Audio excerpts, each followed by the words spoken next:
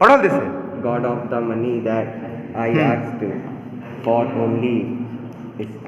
Only 70 pesos reached me. तो किसके पास पैसे पहुंचे थे 70 पीसोज? लैंचो के पास। बिल्कुल ढक्कन हो यार, कुछ स्टेटमेंट तुमको नहीं आते। दोस्त को पड़ोसी को किताब। Did Lencho not want money to be sent through the mail? इसका मीन्स क्या है बताओ, इसका आंसर क्या होगा? Because the बेवकूफ कहीं के, हट, गधे। एक मिनट, हाँ पढ़ो।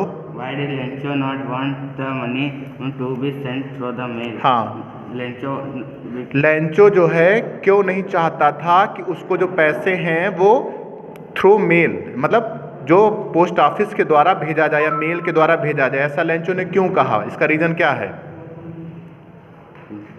बोलो। क्योंकि लैंचो ये सोचता था कि जो पोस्ट ऑफिस के एम्प्लॉइज हैं वो क्या हैं? बंच ऑफ क्रूक्स हैं। क्या है? Bunch of crooks.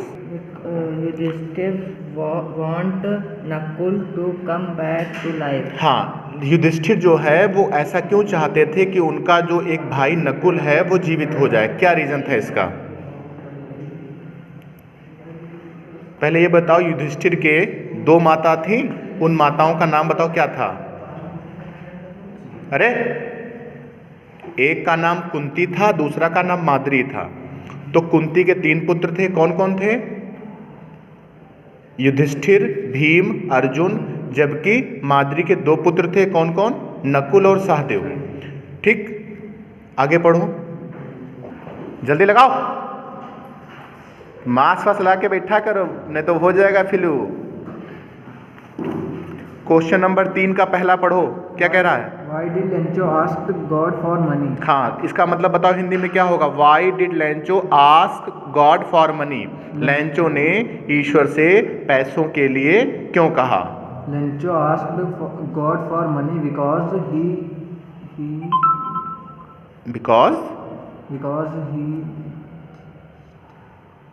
बोलो।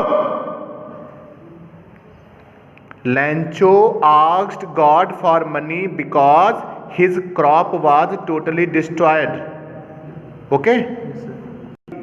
तीसरे का भी पढ़ो, बताओ। What does the Ganga symbolize?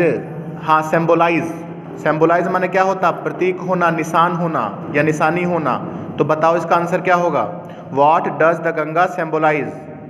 देखो, जब डज लगा होता है तो जब आंसर लिखेंगे तो डज को हटा देंगे, जो वर्ब होगी उसमें एस या एस को इंक्लूड कर देंगे। ठीक है, तो आंसर बताओ क्या बनेगा इसका? The Ganga symbolises. क्या होगा?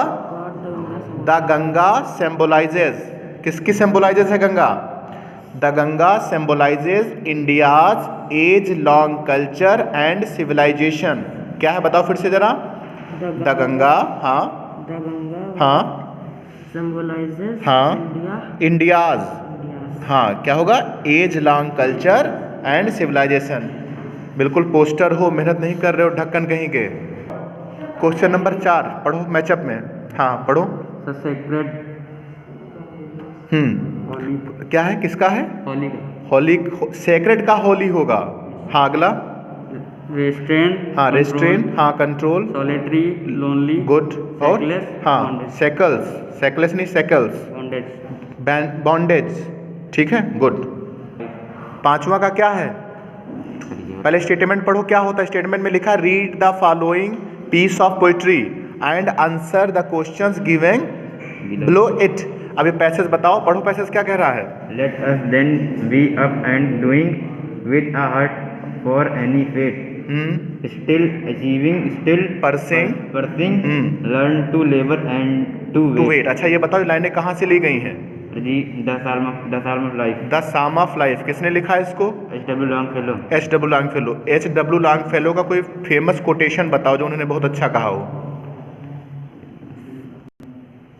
बताओ।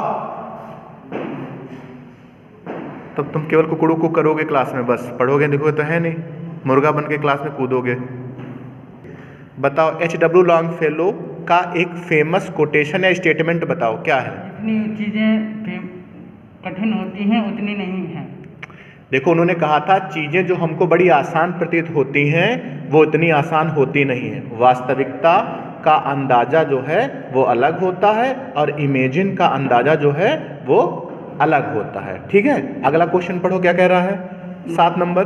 Why was Edison taken out of school. देखो वाज के साथ टेकन लगा, इसका मतलब ये पैसिव वॉइस सेंटेंस है। Yes, sir. तो why was Edison taken out of school, इसका बताओ आंसर क्या होगा। Sir, answer होगा the teacher thought हाँ गुड।